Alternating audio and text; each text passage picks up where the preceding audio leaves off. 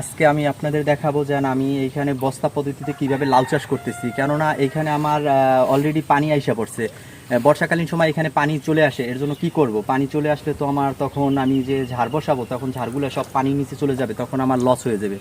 এর জন্য যেন আমার লস না হয়, এর জন্য আমি চেষ্টা করতেছি যেন সামনে আমার বর্ষাকালীন সময় যেন যে সিজনটা আছে এই সিজনে যেন আমার লাউগুলো যেন উপরে থাকে, অনেকটা পানির উপরে থাকে। এর জন্য আমি দুইটা পদ্ধতি নিছি। একটা হলো আপনার মাটি দিয়ে নিছি, বেড করে নিছি উঁচা করে, আর একটা নিছি হলো বস্তা পদ্ধতি। আপনাদের সাথে সেগুলো শেয়ার করব, দেখাবো। আসেন আমার সাথে, আসেন আপনারা। আমি এগুলাকে আপনার মাটি দিয়ে উঁচা করে নিচ্ছি।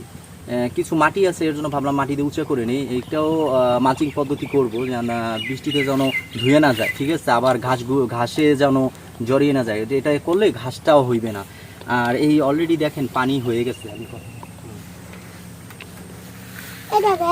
পানি হয়ে গেছে করবো। এর জন্য এই যে আমি উঁচা করে আপনার বস্তায় এখানে আমি মাটি ভরছি, আর আপনার জৈব সার দিচ্ছি, টিএসপি সার, তারপর লাল সার, ঠিক আছে। এর জন্য দেখেন গাইস, এই যে এইখানে বস্তা পদ্ধতিতে কিছু করছি, ঝাড় করে করছিলাম।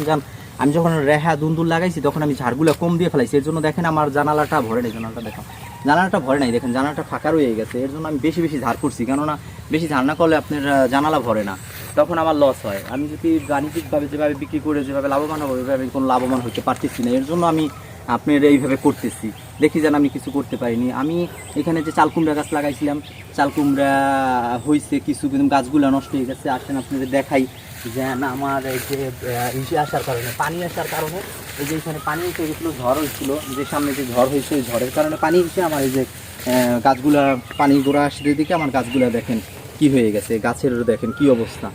এই কারণে, শুধু এই কারণে আমি এখানে, যেহেতু আমার ডাবা জায়গা, যাদের ডাবা জায়গা আছে তারা সবসময় চেষ্টা করবেন যে আমি উঁচু করে বেড করে, যেমন এই যে বস্তা পদ্ধতিতে বেড করে এইভাবে যেভাবে ভালো হয় যেন, এইভাবে যেমন করলে আপনার বৃষ্টি যত ঝড় আসুক কি যত পানি হোক, আমার পানি হলে এখন আমার ভয় নেই, আমার গাছগুলো জানালায় উঠে দেবে, তখন আমার কোনো ক্ষতি হইবে না, আমি কৃষকরা কখন ক্ষতির মুখে পড়বো না। তাই এর জন্য আমি নতুন উদ্যোক্তা, তো এর জন্য কি করব, তারপর আমি আস্তে আস্তে কৃষি অফিসার থেকে পরামর্শ নিয়ে এইগুলা আমি সব এগুলো করছি। যে আরও অনেকগুলা বেড করছি, অনেকগুলো বেড করে নিচ্ছি যেন সুন্দরভাবে, যেন আমার যেন কোনো সামনে যেন ক্ষতি না হয়, ঠিক আছে। এই যে এইগুলো যেখানে লাগাইছি দুন্দুল গাছ, এগুলাই দেখি যেন আমার ক্ষতি হয়ে যেতেছে, লস হয়ে যেতেছে, গাইস লস হয়ে যেতেছে। এর জন্য আমি এগুলো করে নিতেছি, ঠিক আছে। আপনারা দেখেন, ঘুরাইয়া দেখাইতেছি আপনাদের, যেন আমার দেখেন জানালাগুলো ফাঁকা রয়ে গেছে বৃষ্টির কারণে, ঝড়ের কারণে আমার যে গোড়ায় পানি এসে দেখে আমার গাছগুলো পুরোপুরিভাবে বাড়তে পারে নাই। এর জন্য আমি এটা করছি। গাইস দেখেন, এই যে এখানে আমার যখন ঝড় আসলো, ঝড়ের সময় এমন পরিমাণ পানি হয়ে গেছে, আমি এতটা লস খাইছি। দেখেন আমার গাছটা কি অবস্থা হয়েছে, আমার গাছটা দেখেন, আমার গোড়ায় এখানে পানি পড়ছে, কী করবো আমি, তারপর বান দিয়ে সেই পানি রাখতে পারিনি, এতে আমার প্রচুর পরিমাণ লস হয়ে গেছে। আমার এই গাছগুলো মনে করেন ফলন আর আসতেছে না। এই যে আমি এর জন্য মনে করেন শুধু এই কারণে যে যাদের ডাবা জায়গা আছে তারা, আপনারা সবাই উঁচু করে বেড করবেন, কেননা সামনে বর্ষাকালীন সময়, এই সময় আপনাদের যেন কৃষক বাইরে যেন লসে না পড়েন।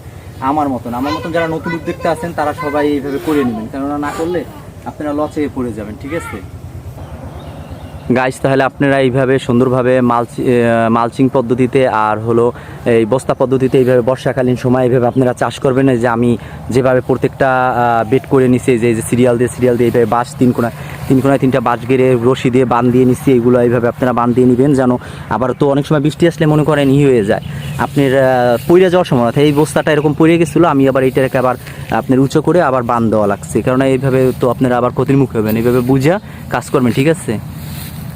আলহামদুলিল্লাহ, বস্তায় যে গাছগুলো লাগাইছিলাম প্রত্যেকটা গাছই জাত হয়ে গেছে।